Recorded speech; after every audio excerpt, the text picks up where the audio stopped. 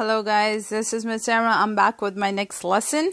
So today we have something different. So let's just take a look.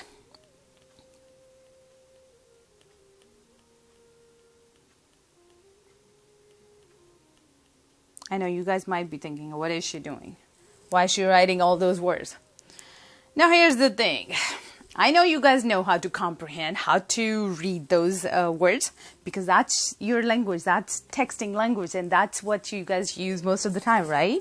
I don't. You guys know I just hate texting. I can't do that. Every time I try texting, autocorrect makes it something different, so I just don't like it. But do you know how to read all of these? For sure, all of you guys are going to say yes. And you know what? The reason I put these up here, because today I'm going to teach you something that's something like this in math. I'll put something up there. It's something going to be in math notation, and I would be able to understand because I already know those things. But I'm going to teach you how to comprehend those kind of notations in math. So let's just get into this. So today we still have 9-4, and we are still talking about arithmetic series. Means we're going to be evaluating arithmetic series. And let's say normally what we see is we see arithmetic series like this. Like we have numbers, we can just figure out whatever we need, and then we just use some equation and we just solve for whatever we needed, right? We evaluate that series. But today I'm going to show you something different, right? And that thing is called sigma notation, and that's I would say that's kind of shortcut in math. It's called sigma notation. How would that look like?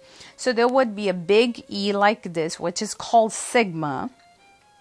Sigma is a Greek letter, and there would be a number down here, which would be I is equal to some number, and there would be number up there, something like that, and there would be an equation right by the sigma notation. So what is this all about? So let me just talk about every single component of this sigma notation. All right, so let's talk about the bottom number. I is equal to 1. What is that?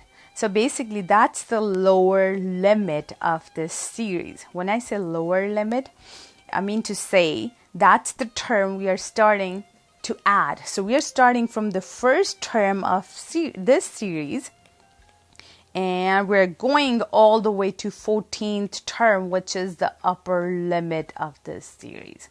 All right. So going from first term all the way to 14th term. So technically, I'm adding 14 terms of this series. All right. So 14 terms in this series. What else?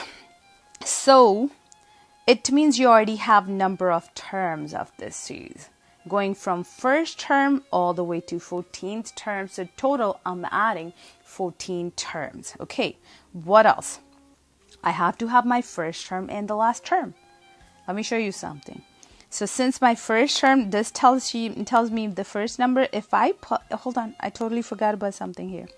So what is this expression in here? So basically, that's just the explicit rule of this series. When I say explicit rule, basically that's the equation, isn't it? Normally we use explicit rule to solve for every single term. So basically the reason this explicit rule looks different than normal one, why? Because this is the simplified form of explicit rule. So basically, we're going to be using this equation to solve for first and last term. So in order to solve for the first term, I would plug in the bottom number into this equation. So if I plug in 1 in this equation, and let's solve. So 2 times 1, 2, added to 2, this is 4. That would be my first term. Is it the same what I have up there? Yep, it is. That's what I have up here. So let's say in order to solve for the 14th term, I would plug in the top number here. So this would be 2, 14 for n, and 2. So 14 times 2 is 28. Added to 2, it's 30. Here you go. So my last term would be 30, which is, yep, it's already there. So basically, it's the same thing, but written different way. So what I need to do is I just have to figure out those components I needed for my sum equation. And once I have all the numbers, I'm just going to put everything into my sum equation. So sum equation, so I'm adding from here to here 14. So I have sum of 14 terms. Number of terms 14 divided by 2. My first term is 4. Added to 30. If I simplify the whole thing, it would be 34 times it by 7, which is 34 times it by 7 is 238. Here you go. So that's how we do it. Let me show you one more example. Let's say I have big sigma. The bottom number is 4. The top one is 21. And the equation is 3n plus 1. I'm sorry, there's a phone call. Just a second. Sorry for the interruption here. Okay, so what I need to do is I have to, I'm sorry guys. Okay, so what I have to do is, first I need to find number of terms. How do we do that? So I'm going to take, this is my lower limit. When I say lower limit means I'm starting from that term itself. Normally we start from the first term, but this time we're not starting from the first term. We're starting from the fourth term of the series. So you're going from fourth term all the way to 21st term. So how many terms in total? How would you do that? So you're going from fourth term to 21st term. How would you find that?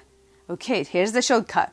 You can take the top number, which is 21, take away 4, which is 17, and don't forget to add 1. Why add 1? Because we're adding the fourth term itself. We are including fourth term itself. So total, I have 18 terms to add. That's one way to figure out number of terms. If not, there's another way. Think about this. So starting from first all the way to 21st term, you're not taking first term, you're not looking at the second term, you're not looking at third term either. So out of 21 terms, you're not including 3 terms. So how many terms you have left? 18 for sure, right? That's just another way to look at. Okay, already know number of terms, which is 18. Now in order to find the first term, how do we do it? So plug in the bottom number here to solve for the first term. My fourth term going to be my first term this time. So if I plug in 4 here, so that would be 12, and add 1, it would be 13. So my A1 technically, which is my fourth term of this series, but for this equation, this is going to be my first term.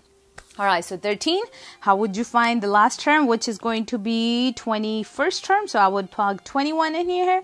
So 21 times 3 and then add 1, so that would be 64. Now the last step is pretty much just use as sum equation. So this is sum of 18 terms.